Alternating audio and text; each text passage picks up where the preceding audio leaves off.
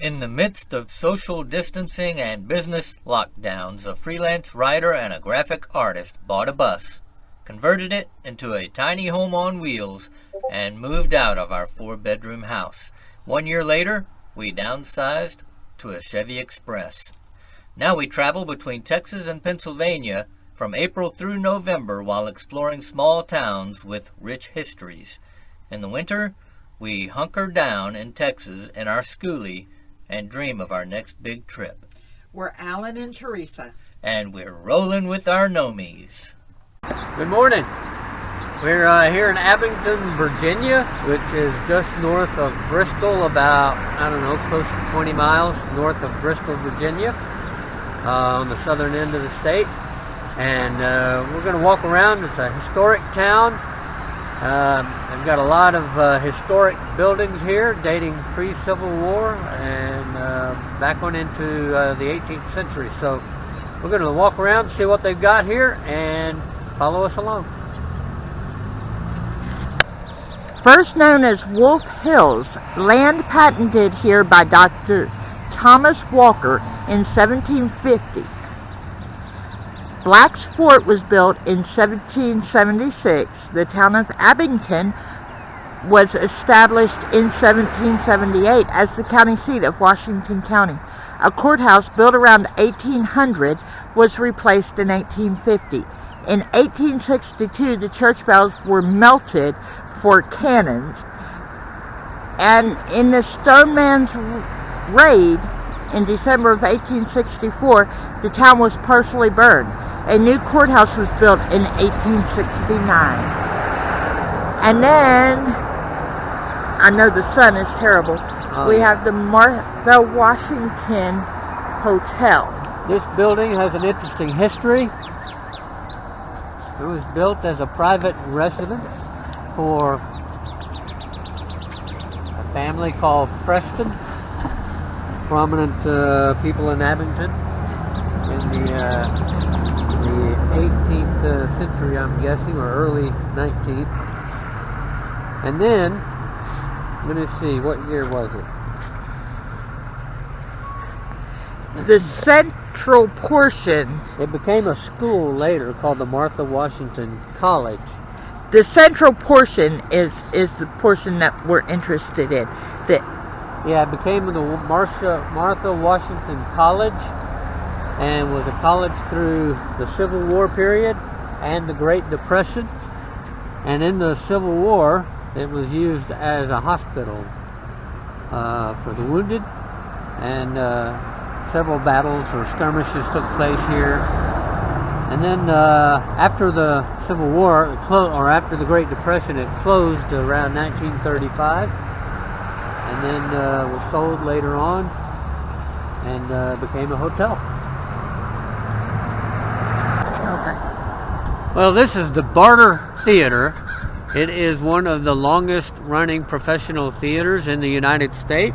It was built in the early 1800s or mid 1800s, but the first production was the Virginian on January 14th, 1876. And then in 1890, the Sons of Temperance transferred the building's title to the town of Abingdon to be used as a town hall. Right, it was City Hall. It was opened as a theater on June 10th, 1933. And at that time, this is the Great Depression, most people couldn't afford to pay for a ticket. So the theater's owner allowed them to pay with food goods. And that's how it got its name, the Barter Theater. Awesome. And these check out the Methodist Church. The Abingdon United Methodist Church, established in 1781. Absolutely beautiful.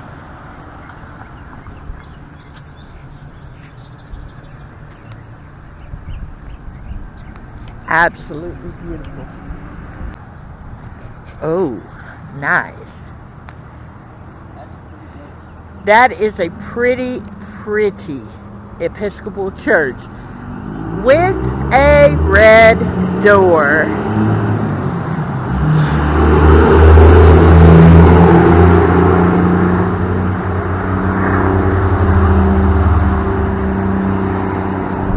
A beautiful, beautiful Presbyterian church. And there is a little sign here on the wall that says main entrance. It started out as a log structure, but it was located at the Sinking Spring Cemetery. The congregation was moved to what is now known as Barter Theater in 1833, and then in 1837 the church divided. One group moved to its present location.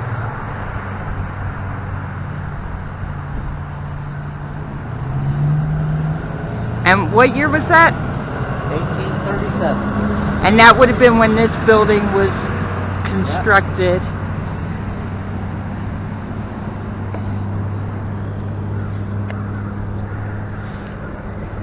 Oh, look, it has a red door too. Yeah, it has some nice frescoes. Absolutely gorgeous. Okay, so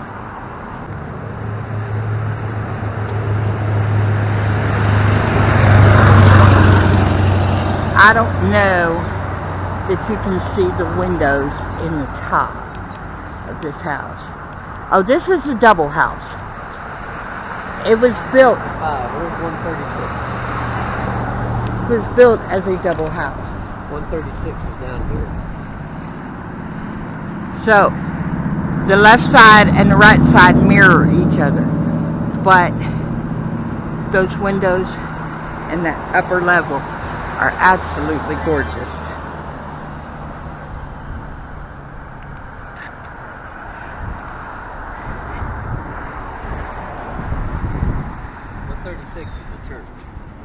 Okay. So what is it, 222, 225.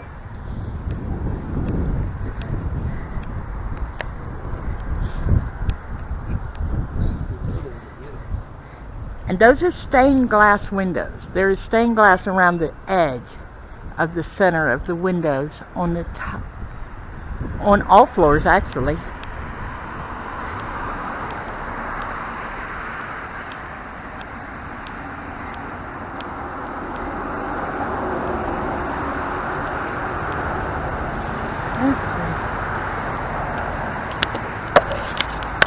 So this is the Washington County Courthouse.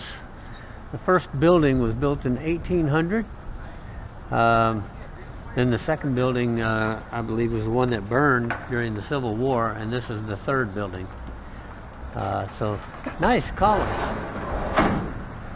Beautiful. It's got the wind thing up there on the top. What are those called? Wind.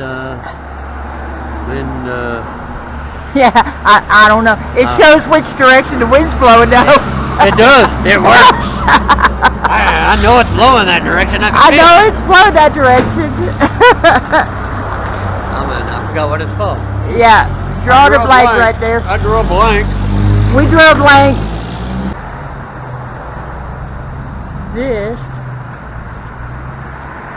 is the Abingdon house, and it's built around 1850 by Colonel John Preston of Walnut Grove as a gift to his daughter, Margaret White. And this building is the Virginia House. It was Dunn's Hotel. It was built by John Dunn in 1849. It was used as a courthouse and a hospital during the Civil War.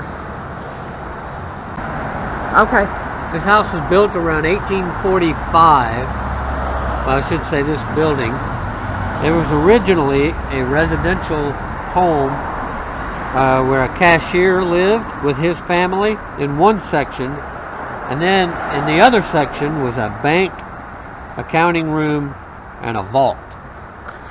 I must say he lived on the short section. Yeah. Because there's a small door over here. And then there's a big, over there in the big door over there. Yep. And the tavern. Every every town has to have a tavern. Would be complete without a tavern. Where else would you go to hear the town gossip and to get into a brawl? I mean, maybe.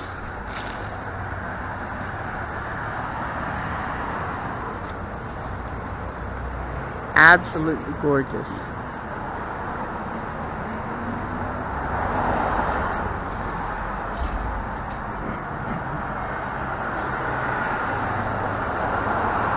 And it looks to be still a tavern.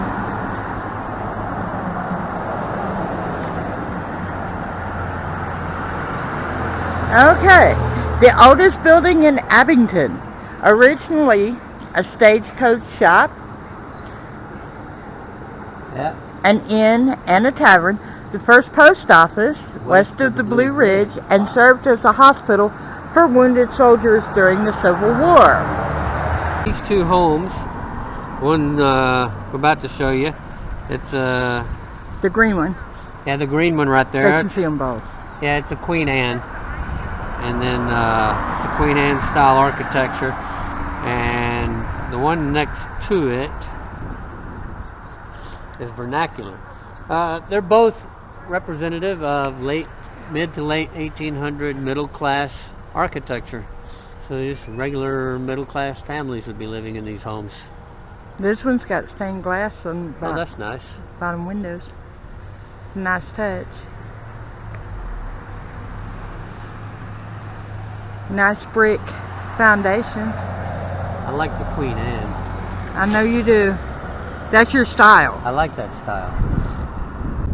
Oh, yeah. You have the carriage block. So you can step up to get into your carriage. To get into your carriage.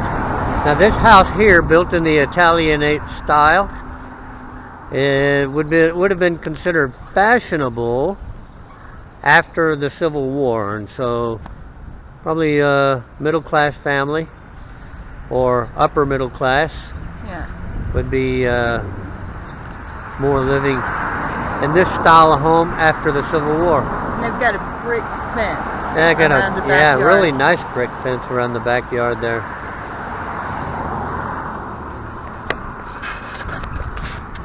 So this home is one of the oldest surviving homes here on Valley Street in Abingdon.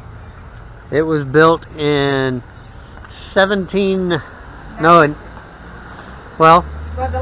the original structure, the lot, I guess, was purchased in 1796. The house was built in 1836.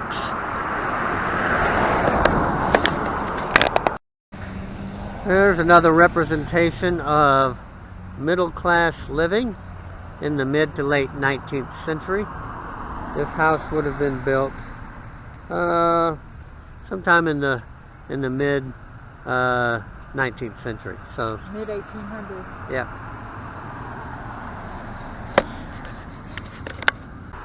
So we are looking at a working blacksmith shop, and it's recreated from what would have been a blacksmith shop in the early Appalachian period. The village homestead is authentic and was common to pioneer life in this region from the late 1700s until the early 1900s. There's an interesting little story about Daniel Boone, though. Around 1760, he was, I guess, pioneering in the area with his dogs and was attacked by some wolves, and so he called the place Wolf's Hill. And so this little forage area here, the blacksmith shop, is called the Wolf Hills Blacksmith Shop. And this whole area of Abingdon around here is called Wolf Hills. And it's all because of Daniel Boone. A man's man. Good old Daniel Boone. One of my heroes. They've done a nice job of this.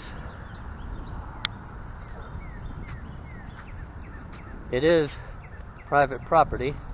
No trespassing. But look at that wood fence. Characteristic of the early pioneer days. Here is a front view of the blacksmith shop.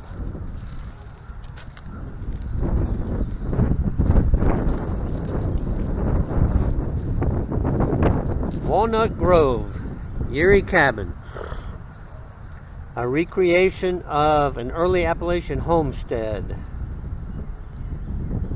Beginning with a simple log cabin, pioneer settlers over time would add to their homesteads barns, smokehouses, and other additions necessary for a life of independent living for themselves and their families.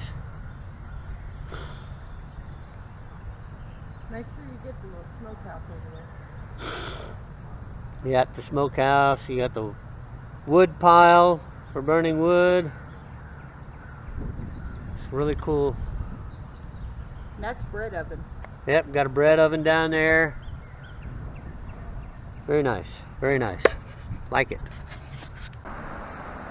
This is another one of the oldest surviving buildings here on Valley Street.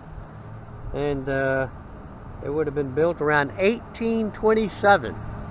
So a nice old home. It looks like it could use a little touch-up. Yeah, it won't be one of the oldest if they don't do something about it. So we're looking at another Queen Anne style house. And it would have been built around 1920s. Actually, this one is not Queen Anne. This one is Colonial Revival. Yeah. Next one we'll look at, I think, is Queen Anne. But this one was this one would have been built around the 1920s, and you can see the the shutters up there and nice square architecture, the matching Porches on either side. porticos on both sides of the building there. So that would have been characteristic of the early 20th century. And they were trying to revive the colonial style housing, and it does kind of look it.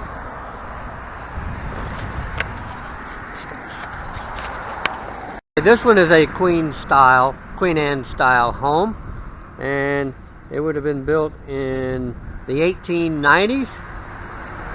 And that's about all I know about it, but it is a beautiful home. And here's another Queen Anne style home. This one was built around 1900, turn of the century, and you know, it's a little bit plainer than the other ones we saw in this route, but it's still a nice looking home. But the first story,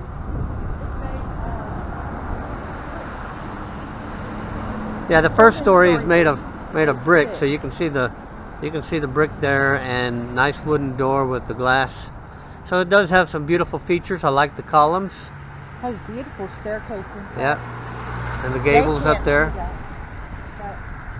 So this concludes our tour of Abingdon. Thank you for coming along, and we hope that you enjoyed this little bit of historical Come back on Friday observation. For our weekly update. Right on. See y'all later. Alright, if I don't do this right, then I'm going to be on the bad side of my wife. So y'all bear with me and pray for me.